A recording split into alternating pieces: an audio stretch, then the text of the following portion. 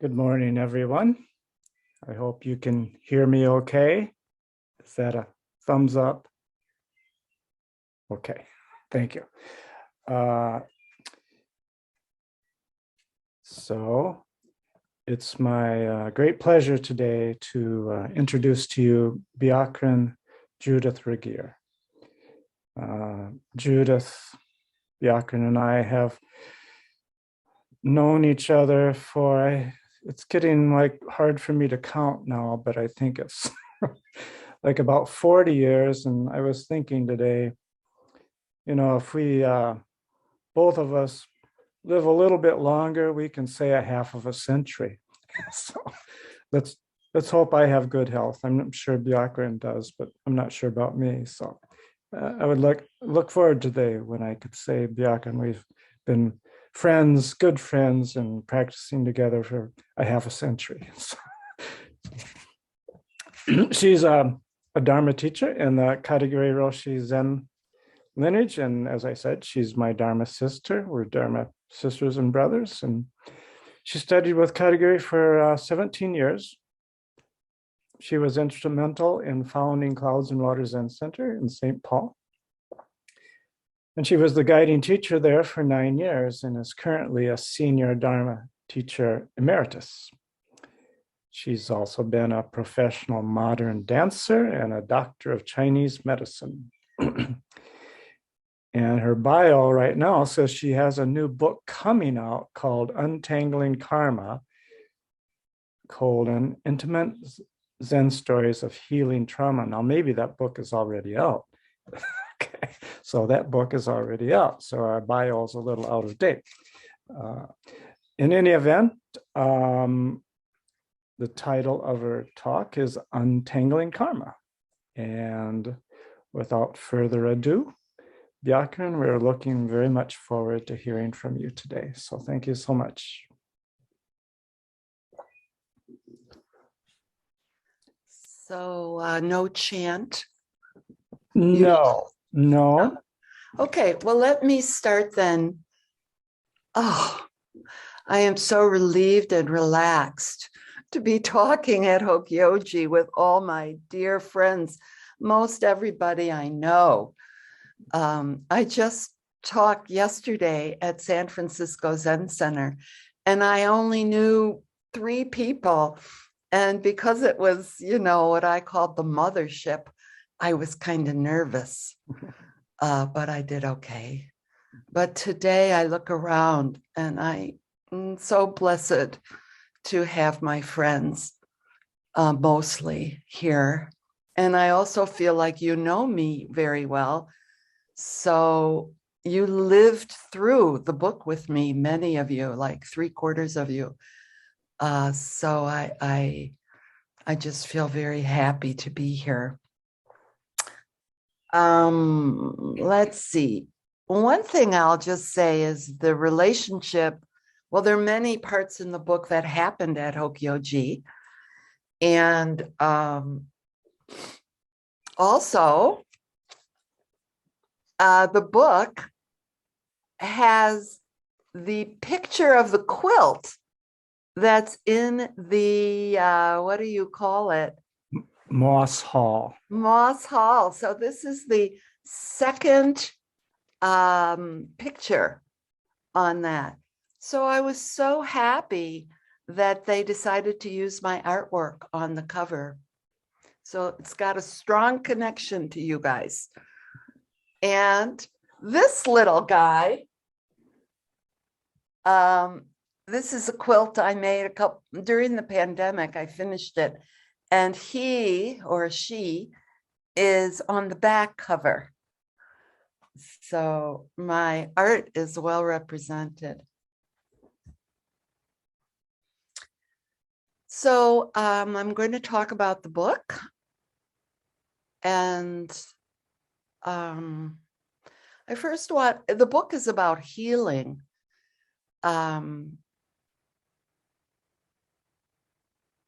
And it's about entering Buddhist practice with a very disordered emotional body like I did.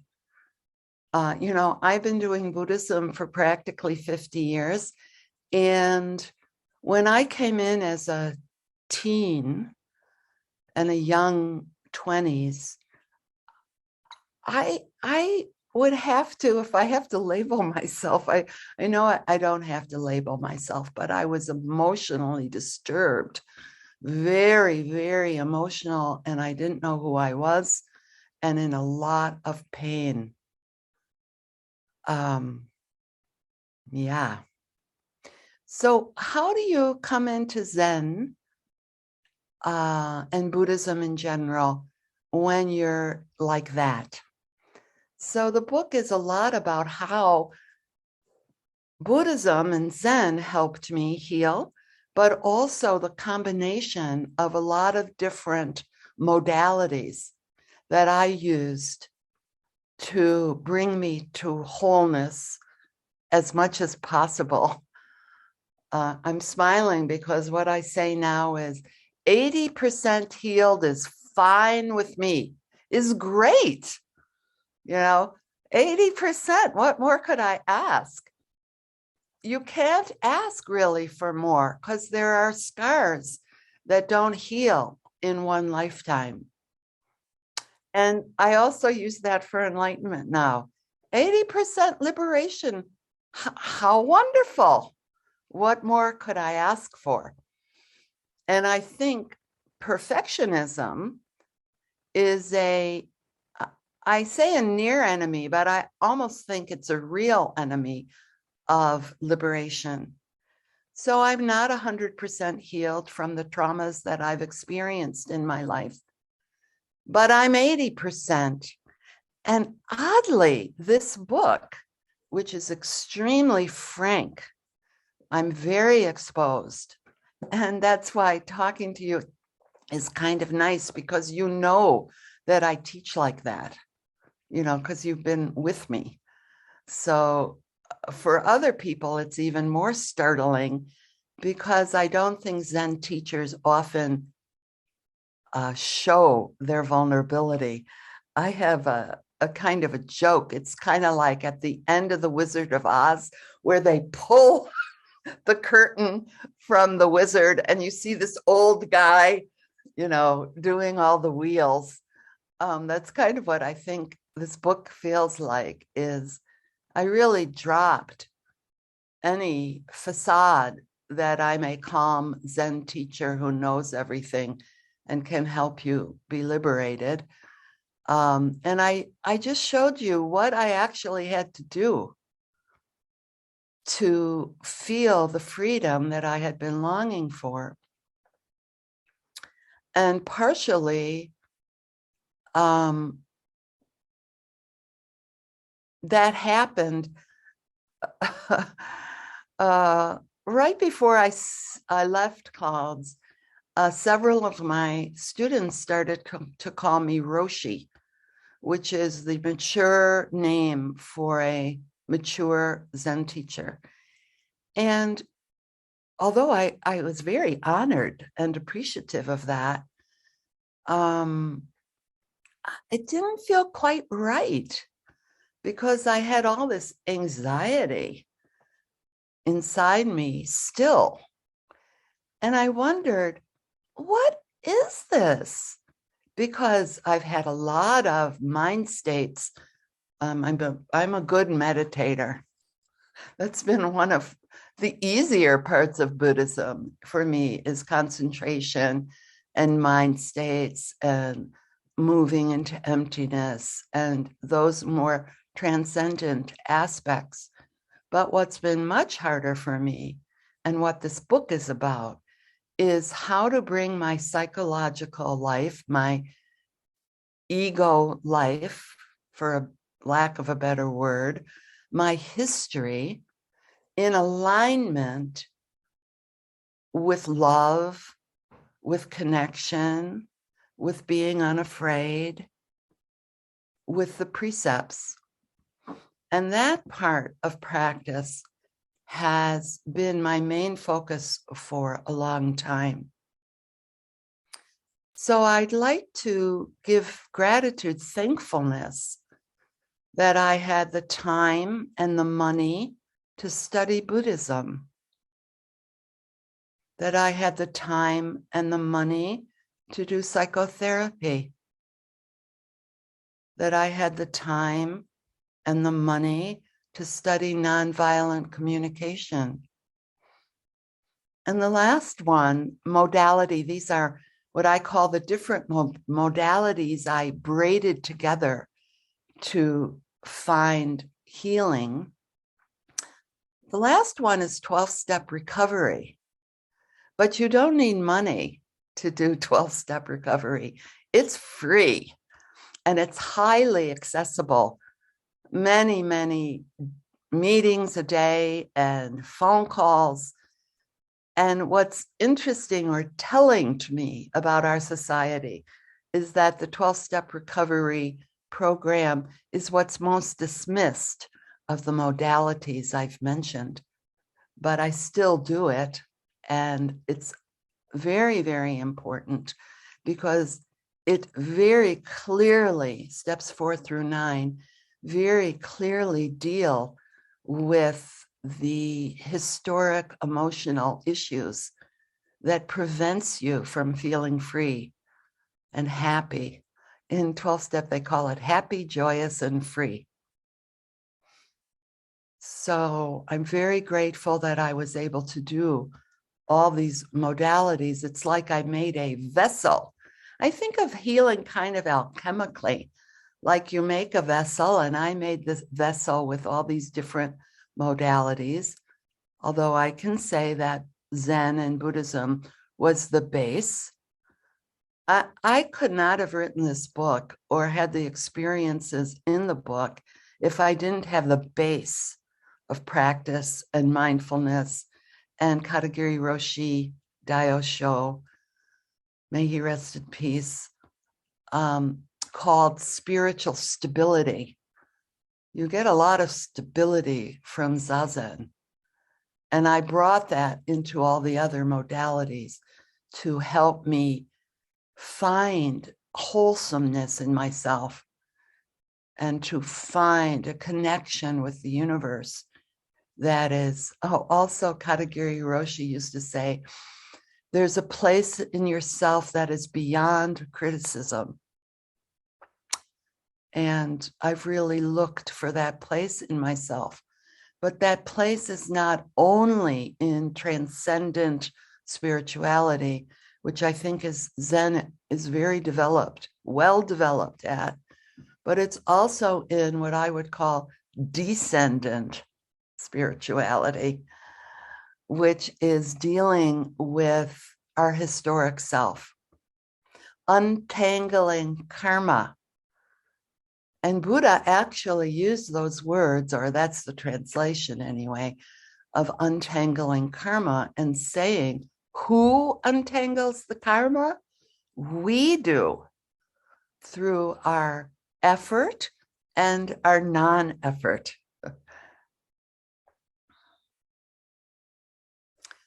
So it's a little bit controversial to talk about stories in Buddhism. Personal stories. That's my observation. That might not be true. But for 50 years, I've noticed that you don't really tell your stories. It's one of the reasons why I feel we're a little underdeveloped in terms of personal connection with each other, because we sit in silence, but we don't tell each other what we're actually dealing with all that much.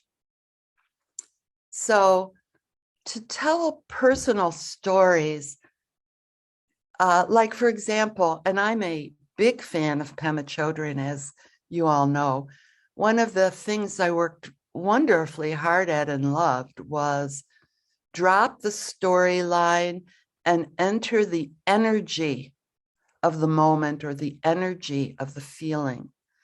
And that is a wonderful concentration instruction. And I've used it a lot.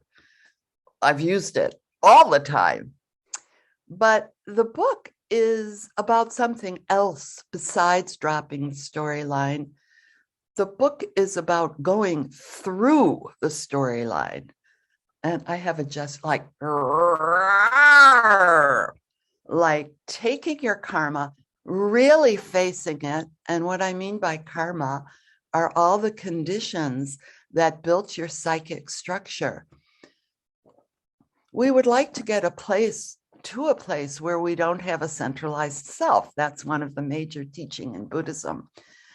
But in my opinion, and it's controversial, I will admit, you can't get to non-centralized self unless you've deconstructed the way your psyche was put together. And your psyche is put together usually in the first 30 years of your life, I think, especially in childhood, on the conditions of your family, on what you were taught, on what society was going through at the time of your childhood and teenage years. And you built a defense mechanism based on the conditions of your early life. And for me, this book was about really, why did I still have anxiety after 50 years of Buddhism and being called a Roshi?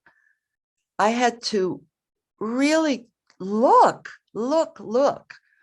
at what caused that. There's a great quote. Let's see if I have it, of Thich Nhat Hanh. Oh, well, it's too hard to find. But I do have Thich Nhat Hanh and Dogen and Katagiri Roshi. I do have people who back me up on this idea that you have to go through your story, deconstruct how your psyche has defended itself. And some criticism of this in Zen is it's too psychological, and criticism of me. However, what I'm suggesting is that we have to do transcendent, going up, spirituality, and we also have to do descendant, which is, the book is a lot about going through your history and getting to the bottom of it and seeing if that helps you release yourself and also find compassion and forgiveness. And I'm kind of shocked, my dear friends, that writing this book and now having to talk about the book has given me a great deal of release. What do you know? I feel a lot more freedom, a lot more kindness to myself, a lot less anxiety than I previously have had.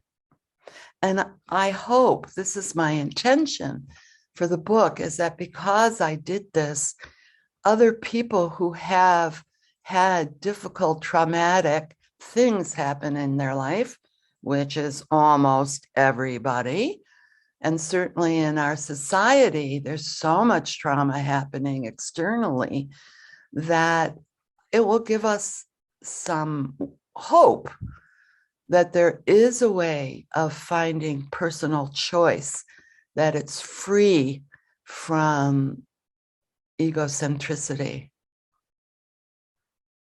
Even though I don't even like saying that, because our personal needs are important too.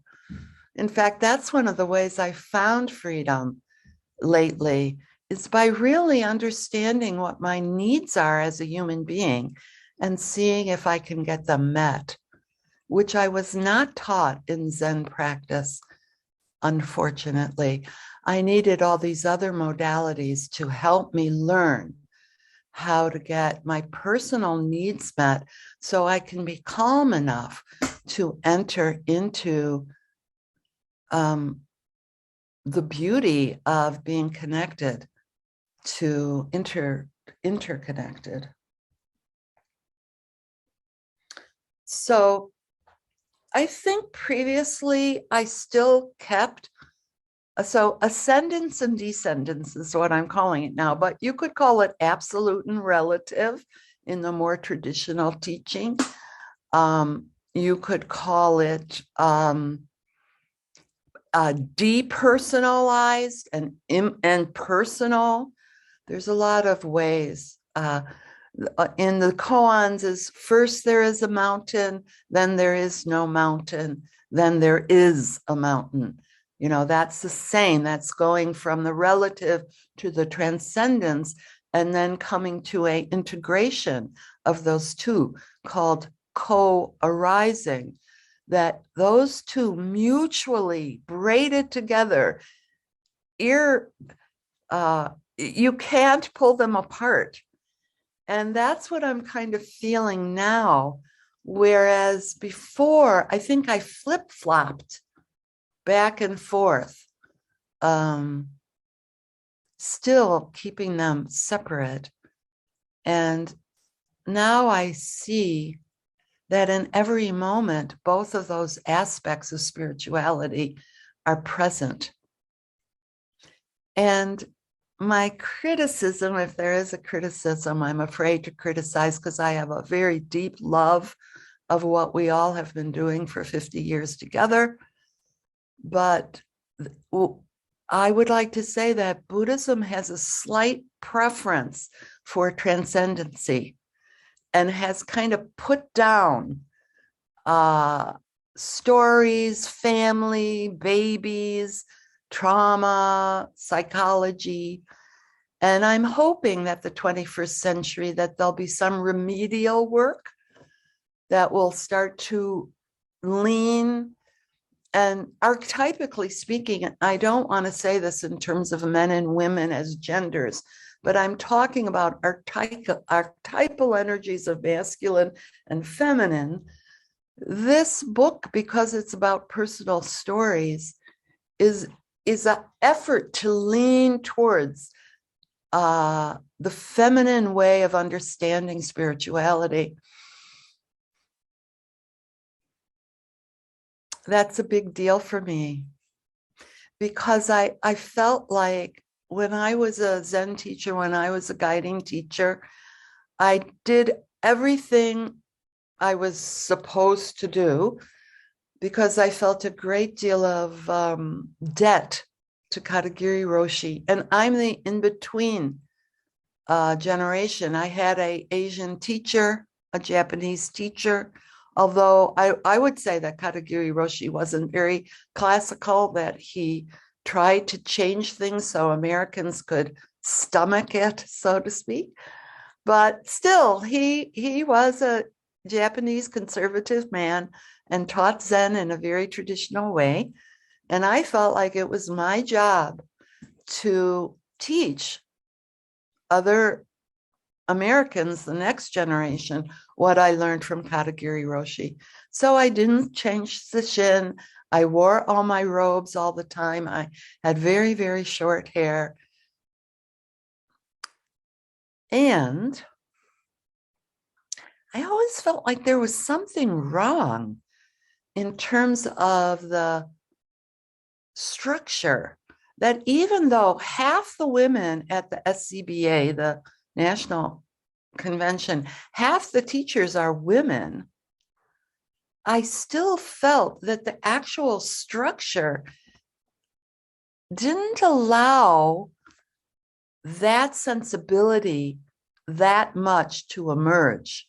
The softer qualities, the more spontaneous qualities, the relational qualities. One of the kind of jokes I have in the book is I learned a lot about like how to cut a carrot because it's a root, how to tear lettuce because it's a lettuce.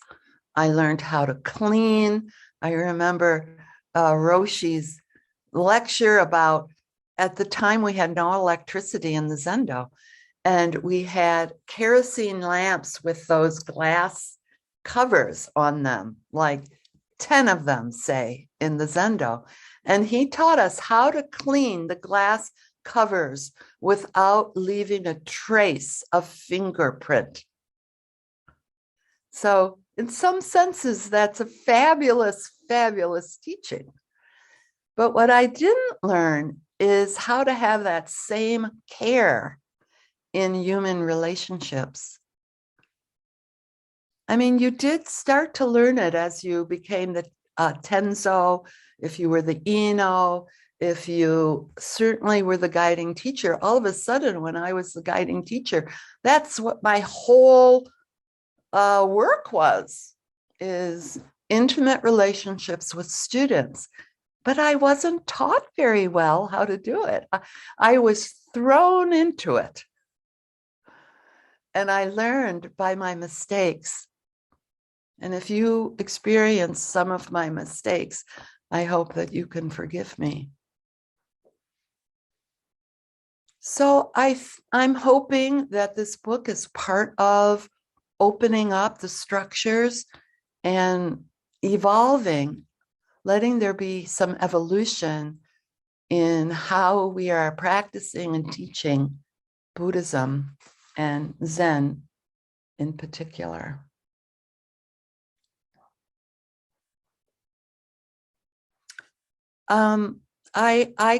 The close of this is 10:30. Is that correct? Yes. Okay. So I'd like to leave time for discussion, but I don't have to quite yet. I can keep going. So one thing that was very important to me as I was writing the book and as I was thinking about this was always finding that my personal story, especially my personal stories of trauma. So I'll just say what those traumas were. I believe that I was born in 1951, right after World War II. I was born to a Jewish family, and I think there was a lot of trauma in the 50s in the whole Jewish community for forever, because we are an oppressed people and because we just experienced a genocide. And how did that, for me, what happened is I started hating myself from internalized anti-Semitism. So the first chapter of the book is a lot about that. And going geographic, I learned about going to places of geographic disasters from the late Bernie Glassman, Daosho. And I went with Bernie Glassman to Auschwitz-Birkenau, and some of you were around when I did that. And I went to Hiroshima, Nagasaki with Jesus for Peace pilgrimage. And these were attempts at learning about what were the conditions, the causes of this anxiety I had inside about being Jewish. And one thing was I really wanted to do something that was embodied.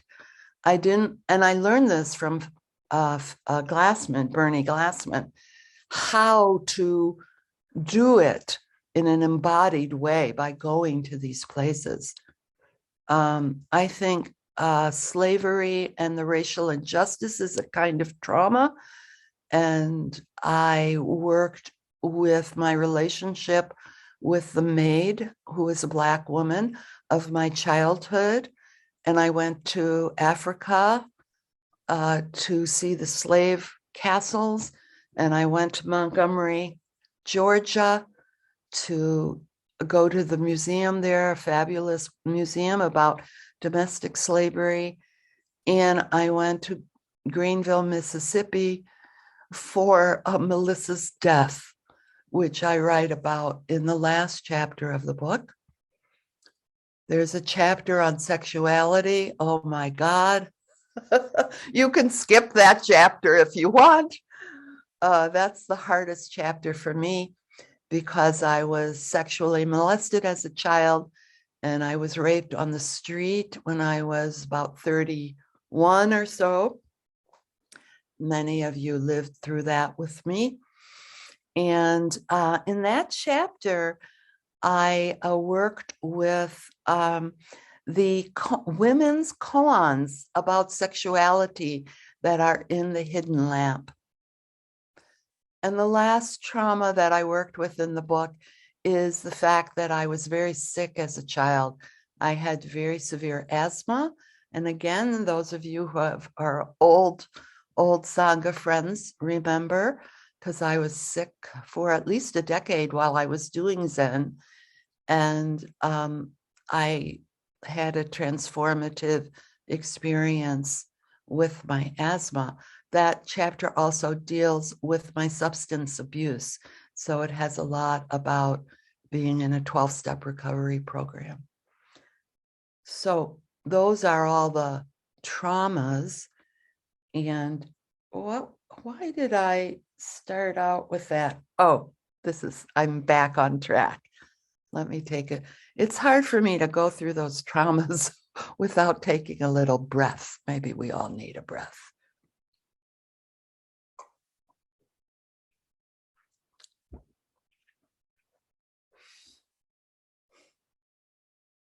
So what I did as I wrote the book was I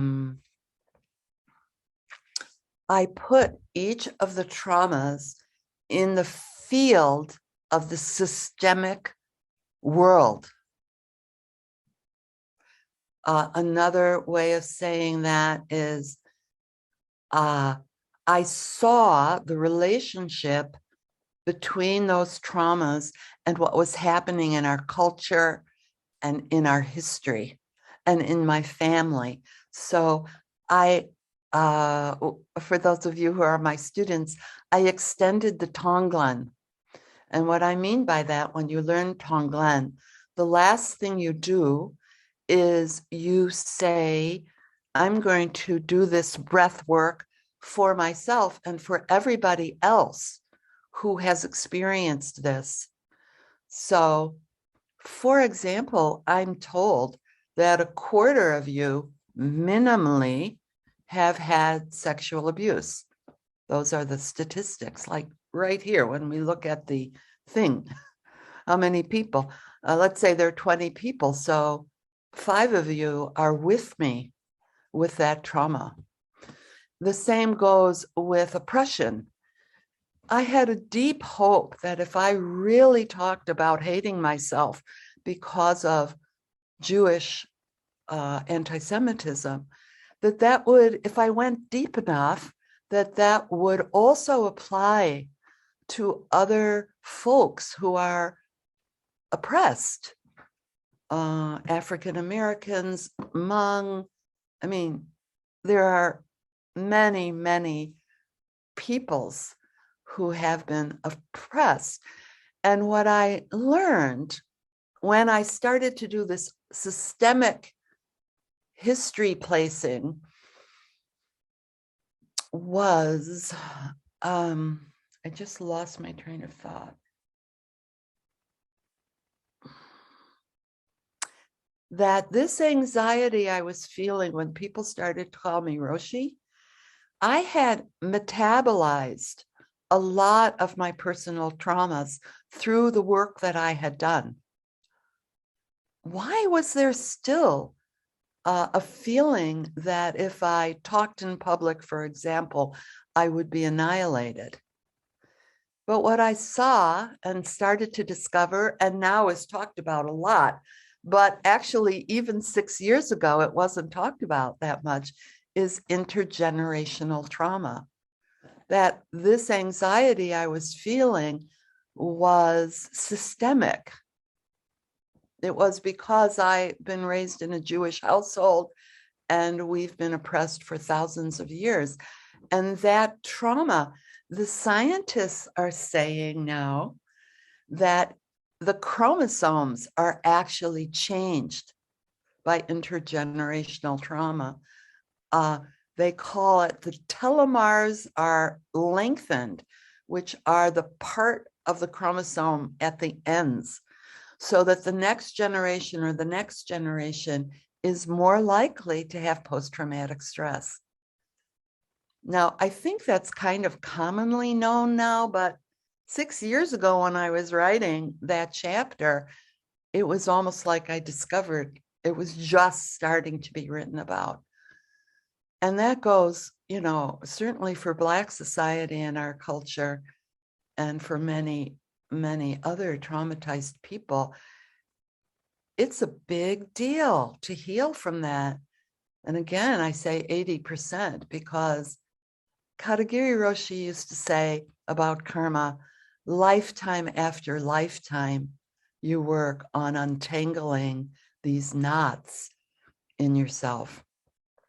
And Pema Chodron used to say, oh, if you just untangle a little bit of your karma, then your practice was well worth it. So those are both hopeful statements. The other thing the book is about is consequences. What are the consequences of racial or religious prejudice? What are the consequences of sexual abuse? What are the consequences of slavery? All kinds of slavery, including the Japanese concentration camps. And we don't talk about the consequences very much. Like a lot of people who have read the book have said, oh my God, you talked about everything no one's willing to talk about. And I thought, yeah, because this is my understanding is if we don't allow ourselves to feel the pain of the consequences, that's the energy. The pain is the energy for moving forward, for making changes, for taking action. That's how we get, it's like a loop. You go into the pain, there's a lot of energy there, and you loop it around so that you actually are doing something to create this evolution in our culture that we all want to see, that's all desperately needed. And I don't have to say more about how desperately needed change in our culture is. Another example of this is the Metoo movement. So I wrote the sexuality chapter before and kind of right when it was first starting. And I'm very, very happy, of course, that people are talking about it. I'm going to say this kind of crassly, the patriarchal disowning of women's rights or something about that. And I know it also happens to men, but the Me Too movement is about 5 or 10% of the issue. It's just bringing it to light. But 90% of the issue are the consequences of sexual abuse on the people who have been abused. So that chapter is very personal about what I had to do to normalize, if there is such a thing, to bring myself to have a more wholesome sense of my sexuality, what I had to do with my husband. And Charlie allowed me to write that chapter in full honesty, bless him. I have a great husband, you guys, as you might know, because he supported me all through the being the guiding teacher, which was very difficult at times. And then the consequences of slavery. Those are 3 of the heavier chapters, I would say, in the book. And also addiction, how our society is an addictive society and how much work has to happen, oh my Lord, to let our addictions go and to find spiritual sustenance and healing enough to stay with our lives without escaping through an addiction. So those are all things that I wrote quite in depth about and are not often talked about. So lastly, in ending, I would like to talk about forgiveness as part of trauma healing, and a very difficult part. And what I'd like to say about is forgiveness is not something you can produce or will. It actually is like a grace.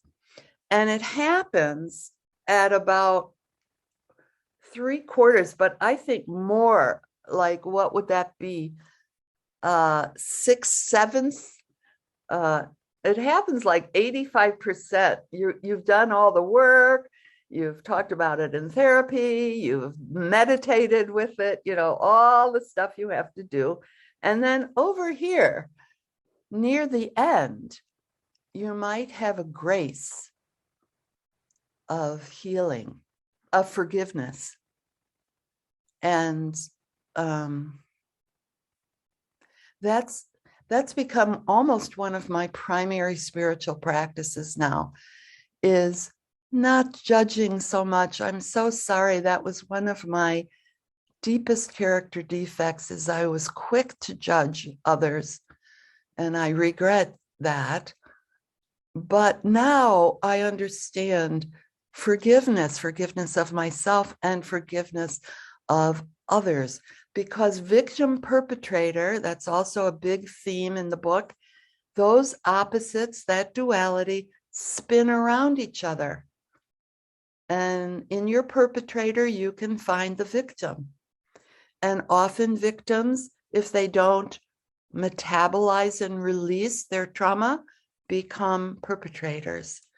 So deeply learning about that duality and allowing forgiveness. And I think I'll end with reading the paragraph about forgiving my dad. My dad was a very angry man. The household was quite violent because of him. And I ran away from my house when I was, earlier. I was going to say 17 or 18, but really earlier than that, maybe even after my bat mitzvah, which is 13. I just couldn't stand it. It was a terrible environment to grow up in. And when I left, I did everything opposite. I kind of call it oppositional defiance. I became a Buddhist. I married a Gentile. I didn't go home. I was very, very angry. And then I went to Auschwitz-Birkenau, as I've said. And there was a moment at Auschwitz-Birkenau when I understood the conditions that produced the rage in my father, that I could forgive him. So I'll read that chapter and maybe we'll call that an end.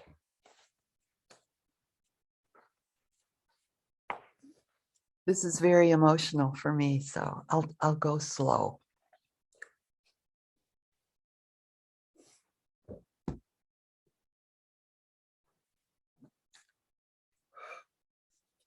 Standing in the middle of the Birkenau concentration camp, I realized the causes and conditions that had made my father my so-called enemy. And he became a human being in my eyes.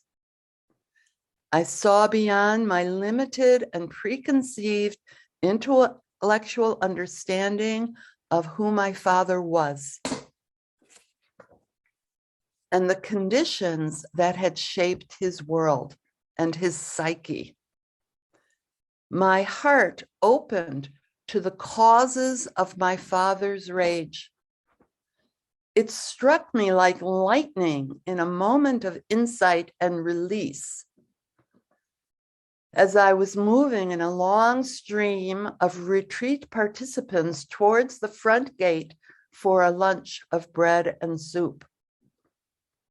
All of a sudden, with no warning or intention, I found myself dropping to my knees, my head bent over and my hands on my heart. People were streaming past me on both sides as if I were a rock in a stream, the water rushing past. In this moment, out of time, huddled forward over my knees, I forgave my father. And I asked him to forgive me. Crying and howling with grief for my ancestors, for my parents, and for me, I saw the many repercussions of the violence and dehumanization that had happened in Birkenau and in my people's lives and their connection with my own life.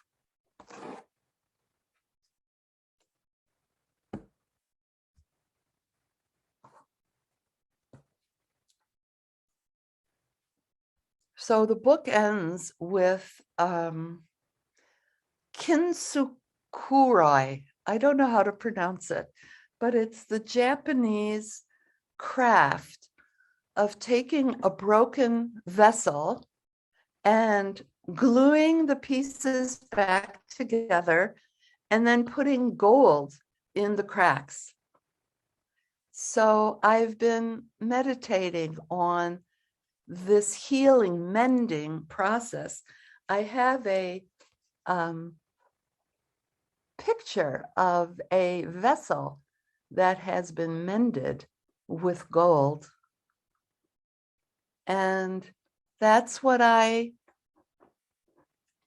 can say, that's what I feel has happened to me. And what I pray that can happen in our society and in the world is that we can take the scattered pieces of this broken vessel and mend them back together and put gold and make it beautiful again. So I'll open up the floor if people want to make a comment or ask a question. We have about 10, 12 minutes.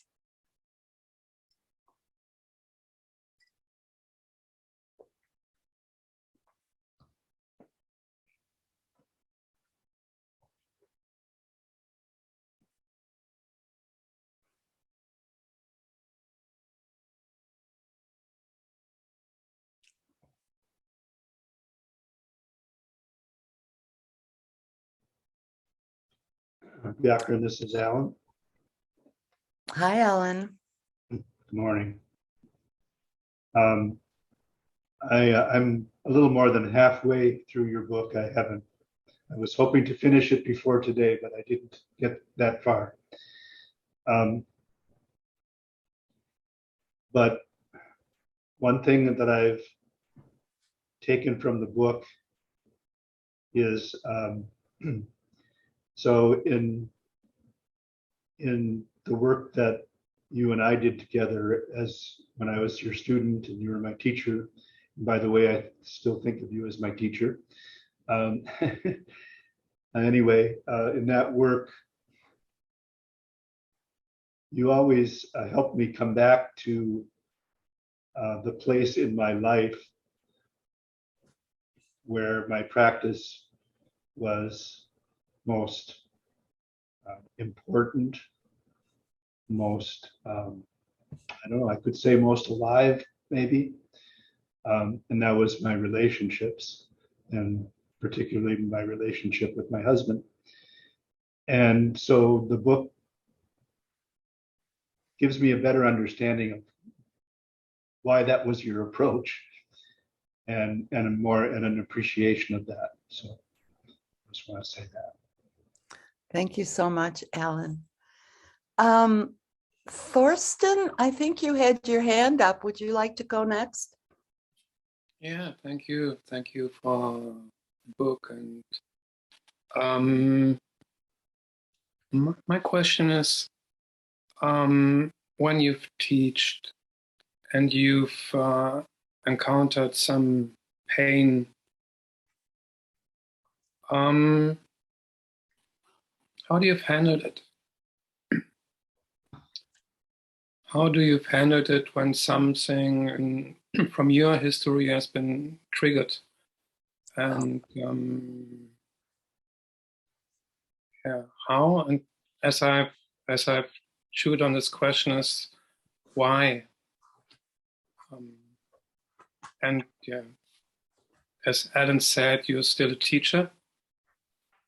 So how to handle the pain which is coming up in some sensitive, meditative moments where we are open and how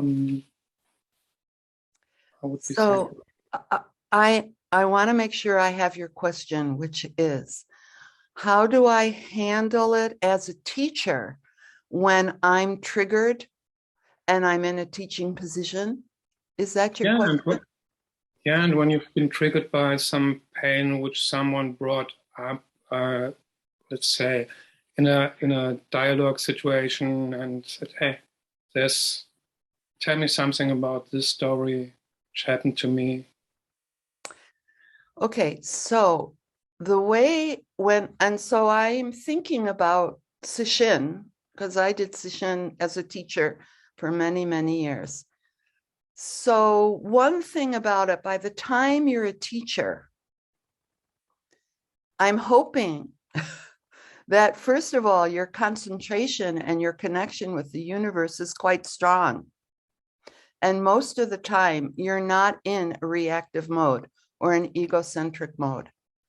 And I believe that that was true in my case, that when I was teaching and when I was in Sesshin, I was mostly in that mode. However, that was, I had already, before I became a teacher, I had been sitting Sesshin for 20 years. So I was already kind of mature in that aspect. But one thing I always do, whether it's being triggered by my own emotional life or by a student's or by what's happening in the Sangha, is I do Tonglen. And that's a Tibetan technique which rides on the breath, so you can do it very easily if you're working with your breath, like most Zen people do, which is to take in the pain of the world of dukkha and send out kindness on the out breath. So when I'm in Zazen, when I'm meditating, and if something emotional or psychological or historic arises, I switch to Tonglen. And I also do the third aspect of Tonglen, which is the systemic aspect of Tonglen, which I'll always then do. All the people in the world who are sad in the same way I am, or who are afraid in the same way I am, I take in your pain and I send out Buddha's compassion or love or mercy. So I do it for myself. I do it for the systemic, the world, the other humans that are in the same place as me.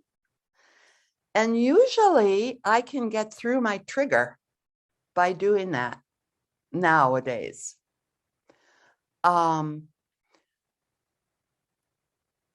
If it happens during Doksan, well, I'm a very transparent person, as you will see if you read the book. I might stop and say, wow, that upset me. Hearing that upset me. And let's breathe for a while together, or what do you need from me around this? I would, I don't know, be kind of transparent. And I was very clear, though, when I did Doksan, I did much more psychological Doksan than almost anyone I've heard, because I'm in this transcendent and descendant mutuality understanding. But I tried very, very hard not to do psychotherapy, which I'm not trained at, in the Doksan room. So what I would do is listen to the problem and then try and find what precept or what spiritual quality might help that person. And I would just say that back and kind of keep my personal reactions. The other great thing about Dokusan is you can ring people out. So if you're too freaked out, you can just say, come tomorrow. Ring, ring, ring, ring, ring. And then I would work to calm myself down. And then tomorrow, I would have an answer for them, pretty sure. Did that answer your question? Yeah. Thank you.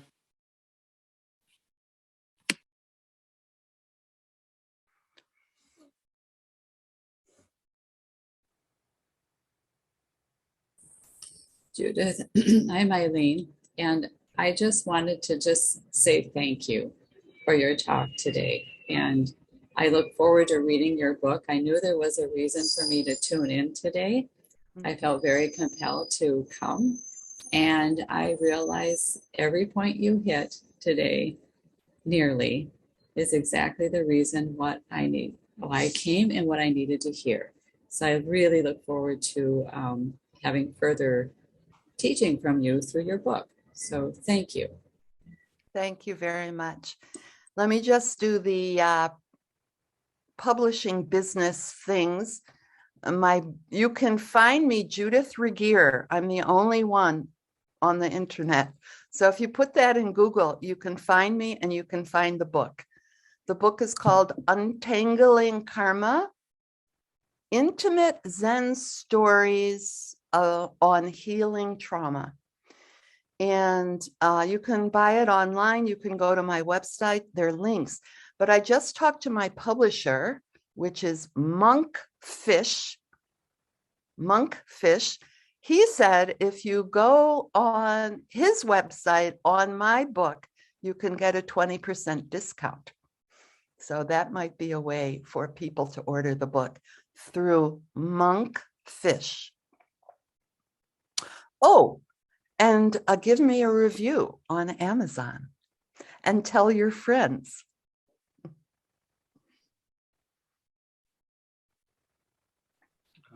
Byakuren-san, I've been reading. I'm so happy to see you. Same here. I'm very happy to see you. And I've been reading your book. I just completed last night the chapter on sexuality, very intense chapter. And I've already recommended it to my in-laws, actually, and they're reading it together now. And it comes at a good time for me, that your book, as I'm reading it, I feel first, I want to say I feel very grateful. The courage, strength, clarity it must have taken to write the book, I can appreciate that. So I'm very grateful that you wrote the book. And in my own life, I have been working on untangling karma from my 20s. And I'm also realizing there have been karma from my early childhood that I wasn't aware of. In fact, I did recently, for my health issues, hypnotherapy. And then that brought to consciousness all the things I had forgotten and that were deeply traumatic. But what I'm also considering now is, as life unfolds, as events happen, how can I work with them as they happen so I don't accumulate? Because as I live day to day, traumatic things do happen. So how can I work with them as they happen in a way that I don't accumulate more, or I accumulate as little as it is necessary to? So that's my question. Okay. Well, first, I just want to say the sexuality chapter was the hardest chapter for me to write. And I never want to read it again, but I know I'm going to have to. So I'll just put it out there. So I'm going to answer your question from a 12-step point of view, which is step 10, which is taking personal inventory every day. Mm-hmm. When you're wrong, promptly admitted it, and see what's bothering you every day. And that awareness, of course, is very important. What is bothering me? Or what has triggered me, as the word we used before? Or what am I upset about? Sometimes I write about it to see if I can uncover even more. What are the elements? What am I feeling? And then I go to what does this feelings, this trauma need? So I look at my needs list. This is from Nonviolent Communication. I look at my needs list and see how can I get that need met, either internally or asking someone to help me. And then I would answer it the same as I answered Thorsten. I would also take that into meditation, breathing around it, doing divine abodes, the 4 divine abodes, doing Tonglen, until I could calm myself down. Mhm. And then I figure out, is there some loving action I need to do? And then the next day I would take the action. How does that sound as an answer to your question? Sounds like I can make a beginning doing that. Yeah. Thank you. And also, I would say, have you ever heard of the 3 breath meditation? I learned that from Yvonne. I have 2 Yvonnes in my life. Is Yvonne Rand the Tibetan, the Zen teacher? Yes. Yeah, okay. I learned that from Yvonne Rand, which is when I'm triggered during the day or when I have a big, strong emotional feeling, I stop and take 3 breaths. Now that sounds really easy to do, and it's very hard to do in my life anyway. And that helps me pause. When I'm reactive, I pause and try and take care of it. And sometimes I'll pause my whole day and say, oh, I can't do the day. I have to be physical. I have to take a walk. I have to do my exercises. I have to do something to take care of my emotional body, which has been disturbed. I think we're past 10:30. So is there some ending, or do I do the ending? I will do the ending. Okay. Thank you so much, Byakuren. A few announcements. Upcoming events at Okyoji, August 5 is a family and community weekend. So please keep that in mind. August 13, we begin the Jewel Mirror session here at Hokyoji with Reiren Gumbo and Daigaku Rume and myself leading. Donations are always appreciated. That's how Hokyoji sustains itself. And I'm obligated to say that you must like us on social media. So I was thinking maybe next week, I give the talk next week. So I thought maybe I could give a talk on that. How liking us on social media is like, that's kind of the new generation. I never could have said that, 30 or 40 years ago. With that in mind, thank you for sharing us how to obtain your book, Byakuren. And with that, we'll close with the 4 vows. And I'll lead you in that. Beings are numberless. I vow to free them. Delusions are inexhaustible. I vow to end them. Dharma gates are boundless. I vow to enter them. The Buddha way is unsurpassable. I vow to realize it.